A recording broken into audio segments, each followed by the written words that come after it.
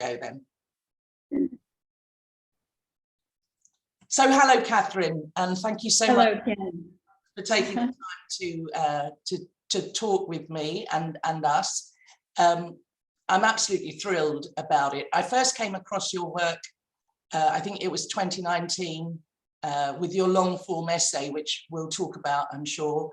And then I discovered your TED Talk, which I think is brilliant and I share with everybody. And also your wisdom that came through in Michael Shaw's documentary, Living in the Time of Dying. Yes. So I'm a huge fan, and yeah, thank you for everything that you do. So as I said, I started a community group here in Hertfordshire, just north of London, and we focus on local community resilience. And as these things go, it's been going for about 5 years, and it's kind of evolving. And one of the things I find myself in at the moment personally is a kind of a bit of confusion about the right way to, where to take it next. So that may come up in our conversation as well. But so just for those of you who watch this later and don't know Catherine, she is an international Dharma teacher with communities in the US and Europe. Since 1992, she's been leading Dharma Dialogues, public events that encourage the intelligent use of awareness within one's personal life and community. And you also lead lots of silent retreats. And you're president of Living Dharma, which is an educational non-profit organization. You're a former journalist, specializing in issues of consciousness and activism. And you've written 2 books of non-fiction, In the Footsteps of Gandhi and Passionate Presence, and also a fiction book called A Crack in Everything. And in February 2019, you published that long-form essay, Facing Extinction, which is an essay I know you update regularly as well as new data. Although I haven't updated it in quite some months. It's getting a little bit out of date. But of course, many of the updates just make things seem worse. So yeah, absolutely. And so what I was curious about was, since 2019, obviously the science changes, the data changes very rapidly. But how have you, what shifts have you noticed in yourself since writing that? Yeah. Well, I think perhaps the primary shift that I don't think I emphasized enough at the time that I wrote the essay is a kind of dismay verging on horror at the new green agenda, which I think is just going to dig the hole so much deeper, so much faster. And of course, I think the film Planet of the Humans should be watched, the Michael Moore film. He was the producer, but I forgot the name of the guy who did the film. That shows, and it's a little out of date even as well, but the green technologies that are on offer, this is all just a big money grab. This is just all the same corporate billionaire club playing this game, foisting it on the world, and everyone is so indoctrinated in it that you don't dare make a peep about questioning the legitimacy of this being a path that will help. It's just going to speed things up in terms of And as you're seeing in Europe, of course, as the pressures mount for energy use, they're not only going, they're going to be going back to a lot of like keeping the nuclear reactors going in Germany, and like, it's like, so, the transition we need to make needs to be more gradual, so that we don't have a massive social collapse and complete chaos and terrible, terrible suffering among the middle class and the poor, especially. Yeah. Yeah, we've in the UK with our what I think is a terrible government. We've just reintroduced fracking. We are just given the go ahead on the old, like lots of new fossil fuel projects. Yeah, so it's in many ways kind of seems to be barreling in the wrong direction. Yes. Yeah, so let's switch gears. What is, for those that don't know, what is Dharma? Dharma is a Sanskrit word that I have lived with since the early 70s. And so when you have immersed in a certain culture in a word that you use in a certain context, you have your own understanding of what that word is. So classically, it can mean the truth or the way or the Tao. It's like often equated with the Tao. I think of it as the underlying thread of harmony through which one aspires in any given circumstance, whether relational or difficulty or even just having fun, that there's, or any conversation, that there's a certain understanding, a certain alliance, I'd say, with finding a harmonious stream through the situation. So that for me is dharmic, you could say. Yeah. That sounds wonderful. Yeah, and so I mean, you've kind of already partially answered this, but how can the insights that you've had and other people have had from that help us to face and navigate what we're facing, our various predicaments wisely and well? Well, one of the primary things that occurs when one has a strong relationship to the Dharma in one's life is a lot of letting go. You get pretty good at letting go. You clearly see fairly constantly how temporary and how impermanent everything is. This life, everything we see is going to turn to dust at some point, and maybe sooner rather than later. And so you're living with that background awareness. It doesn't have to be, a claw at your face, but it is a background awareness that allows you to let go more freely and to basically bow to the truth of things. I mean, it doesn't mean that you stop trying to do whatever you can. It doesn't mean that you stop having opinions about a better way to go, as I just expressed at the beginning, or at least observing the bad way we're going.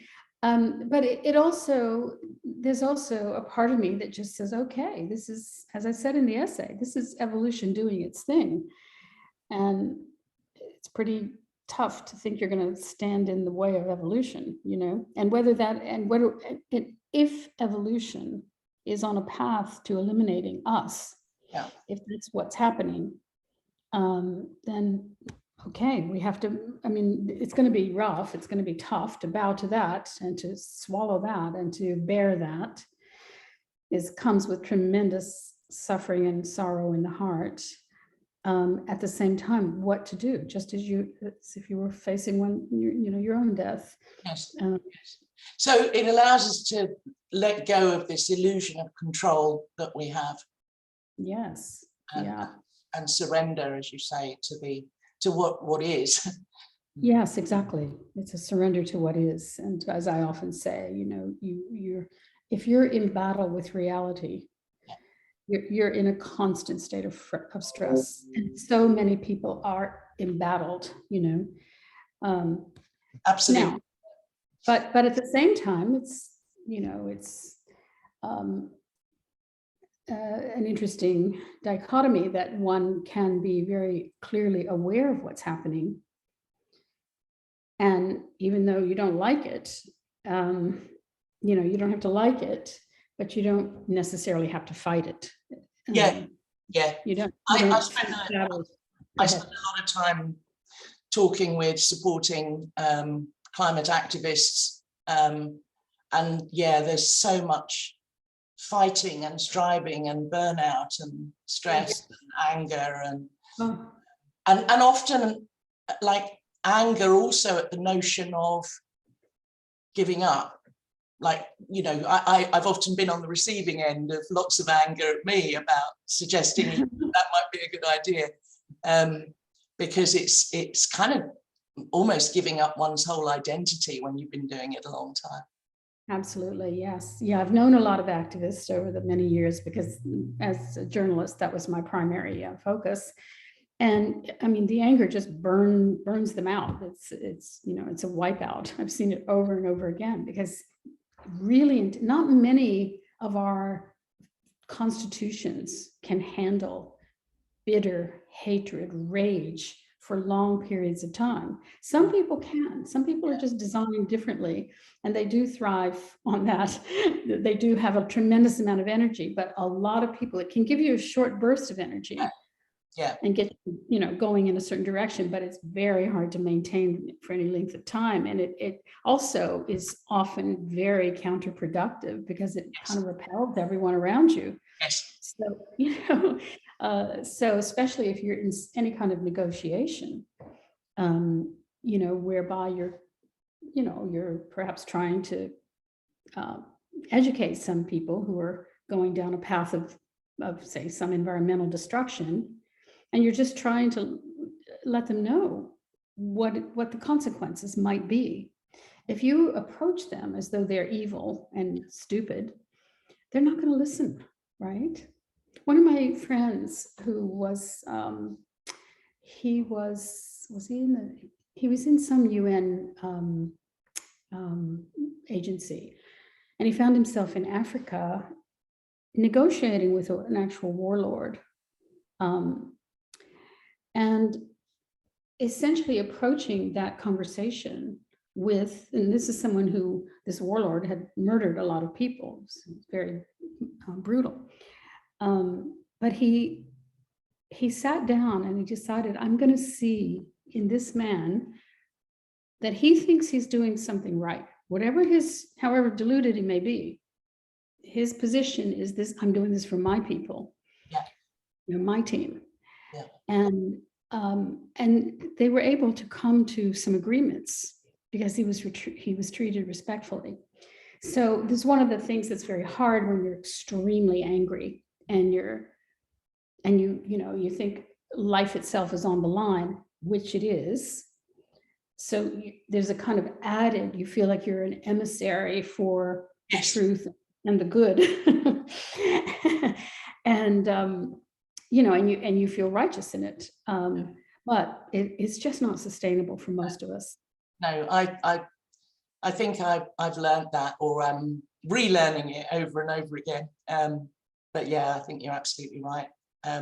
So going back to the Dharma, the where should we start if we're new on that path? Is there a particular kind of doorway that? Because you've been studying this for decades. Yeah. Really, I like to keep it so simple, Kim. Really just allowing yourself many moments in the day, as many as you can find, of simply enjoying being, like just being, right? Because if this is, well, it is for us a short run, no matter what. Yeah. Right? Yeah. You know, it's a short blink of a time, you know. That's just given. But let's say also there's an added possible shortening of even that time. You know, if that is actually the case, then how do we want to spend those precious moments? Yeah. Right. Yeah. And of course, you know, to the criticism that you addressed about how some people think you don't dare question their anger and so on, that you get accused of apathy or something like that if you're not, you know, in hysteria and rage. It just isn't the case. It's possible to be as calm as possible, as deeply quiet in your being, that is witnessing this show and understands full well. In fact, I would argue that when you don't have your big agenda, right, you can see things more clearly, right? So, Absolutely. And I was smiling as you were talking about finding those moments. I have this this quote from Wendell Berry that I'm sure you know, actually on my wall. I love it, but what does it say? Be joyful, though you have considered all the facts. Yes, absolutely. I love that. I love that. Yes, that's exactly what I would wish I had said. I find myself kind of returning to that over and over again. So for you, Catherine, in Heart Community Group, we often find ourselves talking about finding what is yours to do, whatever that is. Yes. And we talk about nudges from inside, universe or whatever. And that there isn't obviously one thing to do. There isn't a like 7-step process. It's, I think, a big characterization of these times is actually the maplessness of it, and kind of becoming comfortable with that. So what is yours to do? And in fact, I facilitate retreats all about that, kind of helping people inquire deeply within about what might be theirs to do. But how did you find yours? I'm assuming you have found yours. And yeah, any kind of advice or tips on that? And of course, we don't have to do anything, but if you are called to. Yeah, and I guess it also goes to a broader question of how do you allow your own creative offering to this world be expressed? How do you give it its best chance? And again, I think to the issue of joy, or even let's just say peacefulness of heart, kind of fills your well. And it's only, I often say, it's only a full well that can spill over, right? Oh, I love that. So, so to not ever be hesitant or feel selfish in making sure you're taking care of your mental health and your physical health and your joie de vivre, that is that's an incredible gift in the world. And it also it's a good guidance system because it attunes you to leaning into activities that support that.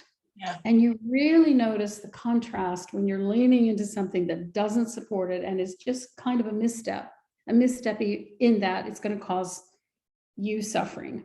Yeah. Which will just mean that you're another body on the pile to be taken care of. And it's a kind of a tension and a grating. Yeah, and it drains energy as well. So so for me, I mean, I feel like my whole life I've just been following some kind of inner guidance, not with a plan ahead. I mean, really, I often say I fly by the seat of my pants constantly because I'm just sort of waiting for something to move me. And I like to say I go with the pull rather than the push. Now, I should say also that I know I'm in a privileged position to be able to do that. Some people have to push because they have to take care of others. They have to get up and get to work and get the kids ready and the whole thing, they have to push more perhaps. Yeah. And I understand that.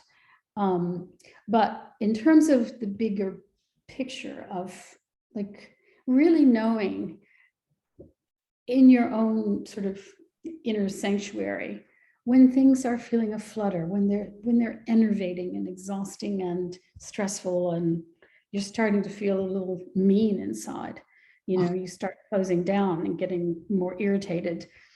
And of course, when you're feeling pretty chill, pretty easy, right? Even with all this, even with all the facts, right? And so to really start to honor that, part of this, and it's like this open secret that hardly anyone seems to know, is that our system, our mental physical system, is sending messages to us loud and clear, right? It really is. You just have to pay a little bit of attention, and you kind of know. And often, if someone ignores a message that's trying to come through, right? They keep ignoring, they might end up feeling sick. They might be having the message trying to come through in dreams. They're finding themselves more and more, there's more mess sort of in their life. And maybe eventually, if they're lucky, that message breaks through and they make a change, right? They realize, okay, I'm going down a dark path here. As you get more attuned to your own just quiet, the messages are clear. They're clearer more quickly. Yeah. You start feeling like what you start to know. Basically why I fly by the seat of my pants is that I trust this inner guidance system. I know I'm going to feel it, and I'm willing to make a change quickly if need be. Even if it means like, wow, is she really going to do this? I just moved from a place. I've just moved to a brand new place about 6 weeks ago, and I know I look crazy to most of my friends because I had gone to a whole lot of trouble to get into the last place. I mean, I moved to a new country here in Australia, and but there came a point where the messages were so clear, and my body was like, everything was telling me it's time to go. And I even waited longer than the message was coming in. Quite a bit. So resonate with that. I've had like 3 or 4 very strong nudges, as I call them, like that. One of them was actually when I first woke up to all of our predicaments, which wasn't that long ago. I mean, I'm very late to this party. It was like 5 years ago, 6 years ago. I'm 64 now, so most of my life I was kind of in this system, running a very successful business, making lots of money. I was completely in the kind of story of growth and progress and on all of that. And I just got this very strong nudge that time to say, okay, close down your business now. This is what you're going to be doing. And it was like a very strong tap on the shoulder. Yes. And you're right. I mean, that never, when it's that strong, clear, it's always right. Yeah. One ignores it at one's own risk. In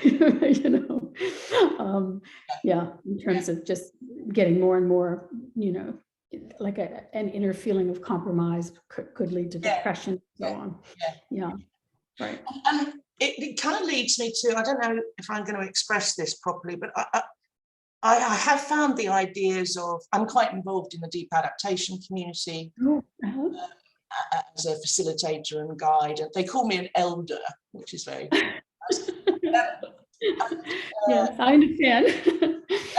And also I found the work of people like Michael Dowd and his post-doom ideas, but you have to go through the doom, you can't skip that. But then there is this place, the other side, which is peace, gratitude, awe. I found those very, very helpful for my own resilience and equilibrium. But I sometimes worry that there might be a bit of spiritual bypassing going on there. Yeah, I was just thinking as you were speaking, I still have plenty of doom around. I'm not post-doom at all.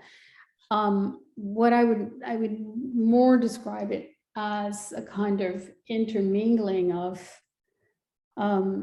all kinds of feelings that come through. And sometimes I am overcome with just flat out sorrow and, tears and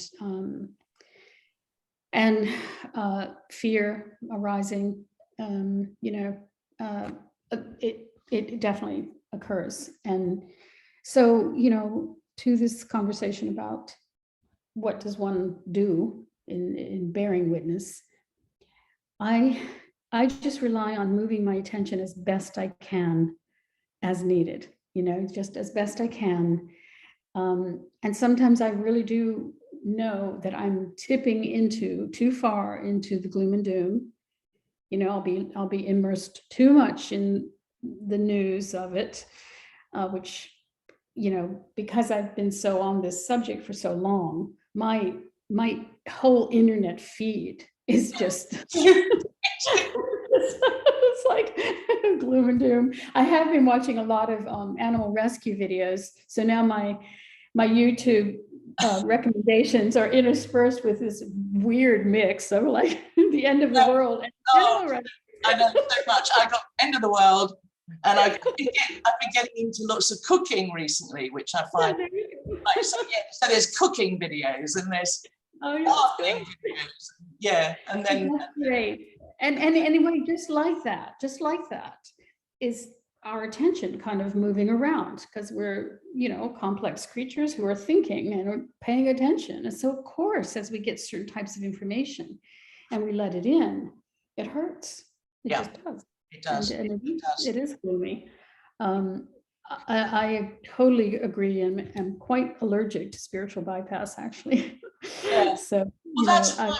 I mean, I guess what for me there is a slight confusion between, on the one hand, be joyful, though you have considered all the facts, and but also making the goal somehow. And I see this lots of people I speak with who are now so post-doom that there's a certainty there, and where the goal almost becomes me feeling better, right? Yeah. And rather than making any kind of impact. And I do, and there might be part of this that's ego, but I don't think it's all of it. I do still feel called to make some kind of contribution. And it's kind of, how can the wisdom of facing reality as it is be married well with this calling that I feel to make the rest of my life, do something that's meaningful in terms of helping out. That's the value. So I guess the question, just cooking and gardening and losing myself in the bliss of, Yeah. Oh yeah, for sure. Well, then the question does become, though, what is one's offering, right? And like, what is that offering, and what do you see as the kind of the lever points of how to best help? And it sounds to me like convening community, as you're doing, is incredibly important. I mean, from my view, there aren't many things that we can do. Frankly. Yeah. I mean, there's, I think, localization projects and community gathering that will provide tremendous feelings of as much security as we can hope for in this chaos that we face. So then the question is, like in terms of the big stuff of, stopping the juggernaut of the military, industrial, pharmaceutical, war machinery, just the whole thing. It's, and the corrupt media, etc., all owned by other, basically just shills, and our governments, which are truly just shills, like a clown show. To think we are going to be putting sticks in that dike of, in that dam, rather, it's a lot to ask, and it's, not going well for us in this regard. We've been fighting this battle in my circles since the 60s, really, and at some point you realize, especially as we watch the younger people are being so easily indoctrinated, so easily co-opted into these systems, that they're going toward transhumanism as fast as they can. They're half cyborgs now, so we're facing a very, very difficult thing if we think we're going to be heading this whole, thing in a different direction. I agree. So then the question becomes, well, okay, if that's the case, that's a very doomy vision, and it happens to be the one that I hold. Not that I don't really feel certain about it. I sometimes am surprised by little wins here and there that we have, but mostly it just feels like we're slip sliding, into extinction. When, who knows? But it just feels that the plays on the board as they're getting more and more dangerous, and all that. As you said in your TED talk, we're kind of right where we were headed all along. Yeah, we're right there. Yes, exactly. And yes, so there's no blame. There's nobody to blame. No. I listed all those systems, by the way, but that was just all the evolutionary play of what happens in a techno-industrial society, it seems. Okay, so then the question is, well, then what difference does anything make? And you realize your work of being an elder and being perhaps a prime mover in a certain community to keep things organized and connected, that produces a lot of ease and love and kindness and calm. And any one of the people who are in that community who's experiencing more calm is also interacting with other people in their world. So it does have a knock-on effect. And I don't think we should demand of ourselves more than that, essentially. I mean, if someone is destiny is, and not that I think that there's a written destiny, but just if someone's life stream is such that they do become a voice for millions, great, well and good, fabulous, but there are very few of those. And, most of us are just interacting with, not a very large number of people that we can actually have relationships with in real time. And to do our best there, And as you say, that there are these, these communities that you have felt supported by Deep Adaptation and Michael Dow's work and so on, that just as you have been so heartened by that, your own work is heartening to others. Yeah. And it reminds me of another quote. That little poem by, is it Martha Postlethwaite? Do not try and save the world or do anything grandiose. Instead, create a clearing in the dense forest of your life and wait there patiently until the song that is your life falls into your cupped hands and you recognize and greet it. I love that. And I think the important thing is to create the clearing. I love that. Would you send that to me? Yeah, sure. Yeah, just maybe after we talk. We're in this pandemic of busyness, aren't we? Busy on the treadmill. And so people don't have that clearing. They don't have that space to even listen to those messages. That's right. Yeah. So, I mean, for me, my work for 30 years has been leading silent retreats, which basically give people that clearing. It's like you're just plunked right into it. As soon as you go silent for a number of days with a group of people, amazing things just happen. You don't have to do anything. I always say the silence is doing all the work. Right. And and it does create that clearing, and people have incredible revelations about their lives, about the direction, about letting go of that which is going, or has gone, and a kind of clarity of, I don't like to use the word purpose, but a kind of clarity of direction that, just, a way that they start to feel into, Yeah. Like Michael Shaw came up with the idea for his film while at a retreat with me in Italy. Oh, I didn't know. Oh, fabulous. Like that. Yeah. So, No, it's yeah. great documentary. Yeah, and that speaks to kind of what I was saying at the beginning about my work with the community group. It is shifting. We started off, because there's me and 3 other people, it's very small, and we kind of engage with communities across Hertfordshire